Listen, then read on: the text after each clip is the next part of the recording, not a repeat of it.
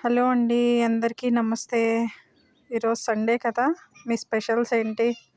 ఈరోజైతే మా ఇంట్లో నాటుకోడి కర్రీ. మీ ఇంట్లో ఏమేం చేసుకున్నారు? కొంచెం నాటుకోడి పులుసు కూడా పెట్టాను. జస్ట్ బోన్స్ వరకు సెపరేట్ చేసేసి దాన్ని నాటుకోడి పులుసు పెట్టాను. కొంచెం నాటుకోడి గ్రేవీ కర్రీ కూడా చేశాననమాట. సో, నా స్టైల్‌లో నేను ఇలా చేశాను. ఇప్పుడు నాటుకోడి అంటే పుంజుని కట్ చేసామండి. అది కొంచెం బాగా హార్డ్‌గా ఉంది. అది కుక్ చేయడానికి చాలా టైమే పట్టింది. సో, ఎవరో టిప్ చెప్పారు. మాకు తెలిసిన ఆంటీ టిప్ చెప్పారనమాట. ఇక అందులో పచ్చిబొప్పాయి వేస్తే గనక అది ముక్కలు వేస్తే కొంచెం ఉడుకుతది అని అన్నారు. అది వేసి ఉడికించినా కూడా చాలా టైమే పట్టింది. కొంచెం వంట సోడా ఏసాననమాట, యాడ్ చేశాను. సో, ఆ క్లిప్ అయితే ఇందులో మిస్ అయిందిలెండి. ఆ పచ్చిబొప్పాయి ముక్కలు అవి ఇవి కట్ చేసేసి వేశాను. సో, నా ప్రాసెస్ చూడండి. సో, చట్టి పెట్టేసి మేము చట్టి అని పిలుస్తాము ఇక్కడ. మన బౌల్ ఏదైతే ఉందో అది బౌల్ పెట్టేసుకొని అందులో కాస్త ఆయిల్ ఎక్కువే ఏసానండి. ఇక్కడ చూయించడం మాత్రం ఒక స్పూనే 1, 2 స్పూన్లు మాత్రమే కనిపించింది. సేమ్ అదే క్వాంటిటీలో నేను 4 స్పూన్స్ 4 ½ దాకా వేశాను.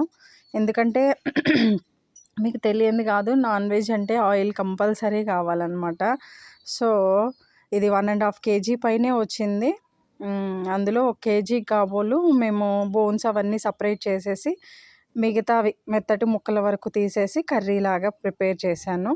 సో, 4 ½ స్పూన్స్ ఆయిల్ వేసుకున్నాను. ఆ తర్వాత ఆయిల్ కొంచెం నేను ఆనియన్ పేస్ట్ చేసుకొని ఏసుకుంటాను. ఆనియన్ పేస్ట్ వేశాను. తర్వాత అల్లం వెల్లుల్లి పేస్ట్ వేసేసి కొంచెం బాగా ఆయిల్ పైకి తేలే వరకు ఫ్రై చేశానండి. ఆ తర్వాత చికెన్ యాడ్ చేశాను. ఇక్కడేంటంటే ఏ చికెన్ అయినా అవ్వనివ్వండి, అది నాటుకోడి అవ్వనివ్వండి, లేకపోతే బాయిలర్ అవ్వనివ్వండి, ఏదైనా కూడా మనం ఏం చేయాలంటే ఫస్ట్ సాల్ట్‌లో గనక కొంతసేపు మ్యారినేట్ చేసుకొని ఉంచుకున్నట్లయితే, సాల్ట్‌తో గనక మ్యారినేట్ చేసుకుంటే అది కొంచెం ఉడుకుతది. నేను అలా చేయలేదు ఈసారి. అలా వేశాను. సో, ఇది టైమ్ టేకెనే అయిందనమాట. చికెన్ వేశాక తర్వాత దాన్ని కొంచెం మగ్గనిచ్చేశాక నేను కొంచెం పేస్ట్ చేశాను. అదేంటి మీరు చూసారు కదా! స్టార్టింగ్‌లో ఒక పేస్ట్ చూయించాను కదా! పేస్ట్‌తో కర్రీ చేశాను. సూపరుంది.